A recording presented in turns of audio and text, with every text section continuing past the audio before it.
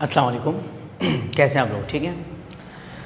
अच्छा बेटा, आज हमारा जो है अकाउंटिंग का वैसे पहले चैप्टर तो नहीं है, लेकिन हम जो जिस सिलेबस के लिहाज से चल रहे हैं, पहला हमारे पास पैटी कैश बुक है। पैटी कैश बुक, ठीक है। मैंने चैप्टर 1 का नाम इसलिए दिया क्योंकि हम इसको इस तरह पहले पैटी कैश बुक, फिर 3 कॉलम, फिर बैंक रिकॉर्ड, इस तरह चल रहे होते हैं। तो आज हम लोग समझेंगे पैटी कैश बुक के बारे में कि पैटी कैश बुक किसको कहते हैं। क्लियर? पैटी का मतलब है मामूली, यानी मामूली कैश बुक, मामूली रकम की बुक। क्लियर?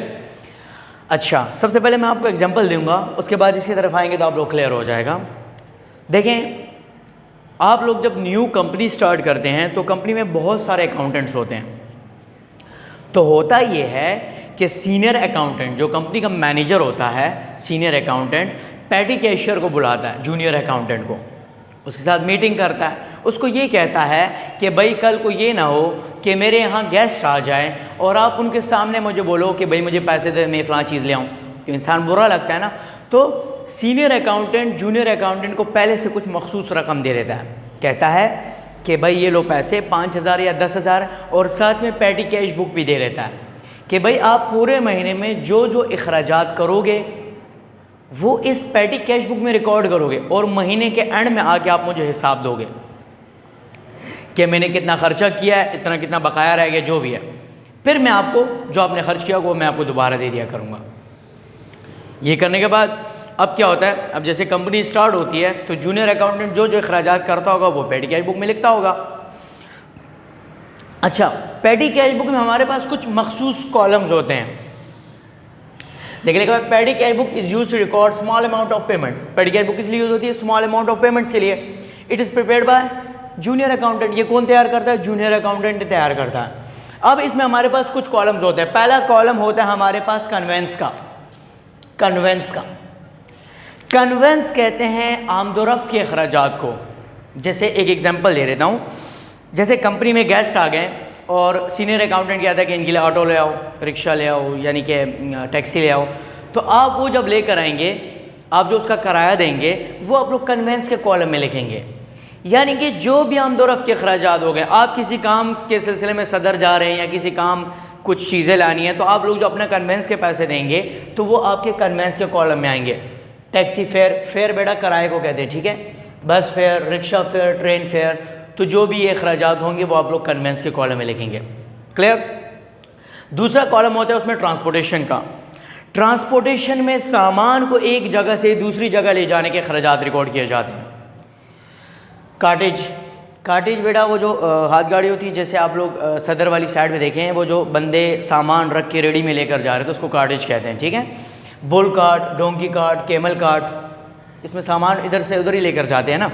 लेकिन आजकल का तो एडवांस दौर है। आप लोग क्या करते हैं, आपने वहाँ सदर से तिजारती सामान कुछ भी ख़रीदा, आप ऑटो में लेकर आ गए या टैक्सी में लेकर आ गए, तो वो जो पैसे आप लोग देंगे वो ट्रांसपोर्टेशन के कॉलम में लिखेंगे। यानी कि जिस गाड़ी में इंसान ट्रांसपोर्ट करें, ह्यूमन बींग्स ट्रांसपोर्ट करें, तो वो कन्वेंस में आएगा, और जिस गाड़ी में आप लोग सामान को इधर से उधर लेकर जाएंगे तो वो आप लोग ट्रांसपोर्टेशन में लिखेंगे। क्लियर हो गया? अब नेक्स्ट कॉलम हमारे पास आता है एंटरटेनमेंट का। एंटरटेनमेंट में मेहमान नवाजी के अखराजात आ जाते हैं, इंजॉयमेंट को कहते हैं, ठीक है। अब जैसे कंपनी में गेस्ट आ गए, आप उनके लिए चाय, कॉफ़ी, कोल्ड ड्रिंक लेकर आ गए, तो वो सारे अखराजात आप लोग एंटरटेनमेंट के कॉलम में लिखेंगे। T, coffee, cold drink, biscuit वगैरह जो भी है। इसके बाद नेक्स्ट कॉलम होता है बेटा ऑफिस सप्लाइज़ का। ऑफिस सप्लाइज़ स्टेशनरी के सामान को कहते हैं।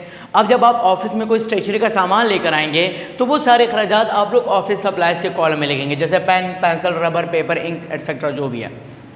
ये कॉलम क्लियर हो गया? इसके बाद एक कॉलम आता है ड्राइंग का। ड्राइंग में आप लोग मालिक के ज़ाती अखराजात रिकॉर्ड करते हैं। ड्राइंग ड्रॉर से निकाला गया है, जैसे हम आप लोग दराज खींच को निकाल के लेके चले जाते हैं, इसी तरह जब मालिक भी आता है कंपनी से कुछ निकाल के लेके चला जाता है तो उसके लिए ड्राइंग का नाम यूज़ किया जाता है। तो ड्राइंग का कॉलम जो वो मालिक के लिए स्पेशली यूज़ किया जाता है। जैसे आपने मालिक की गाड़ी सर्विस के लिए लेके चले गए, मालिक के साथ बेटा आया हुआ है, आपने उसको एडवांस यानी पैसे दे दिए 500, 600, 1000 रुपये, तो वो सारे अखराजात आप लोग किस में लिखेंगे? ड्राइंग के कॉलम में लिखेंगे। क्लियर? फिर बेटा एक कॉलम आता है पोस्टेज एंड टेलीग्राम का। पोस्टेज एंड टेलीग्राम में आप लोग डाक के अखराजात लिखते हैं, जैसे ईमेल करवा लिया, इनवेलप ख़त भेज दिया, TCS करवा दिया, VPP वैल्यूएबल पेपर प्रोडक्ट्स ये करवा दिए। तो ये सारे अखराजात जो डाक के अखराजात जो भी आप लोग करेंगे वो पोस्टेज एंड टेलीग्राम में लिखेंगे। क्लियर। फिर इसके बाद लास्ट एक कॉलम आता है सनराइज और मिससेलेनियस एक्सपेंस। देखें आप लोग चाय कॉफ़ी लेकर आ गए, एंटरटेनमेंट में लिख लिया, पेन पेंसिल लेकर आ गए, ऑफिस सप्लाइज में लिख लिया, टैक्सी का किराया दे दिया, कन्वेंस में लिख लिया।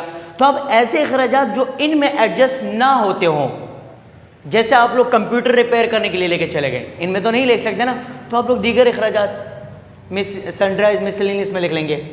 एडवांस रुपये आपने चपराइज को एडवांस 500, 600, 1000 रुपये दे दिए, तो वो सारे के सारे अखराजात आप लोग सनराइज में लिखेंगे। तो आज का हमारा टॉपिक था पेटी कैश बुक का।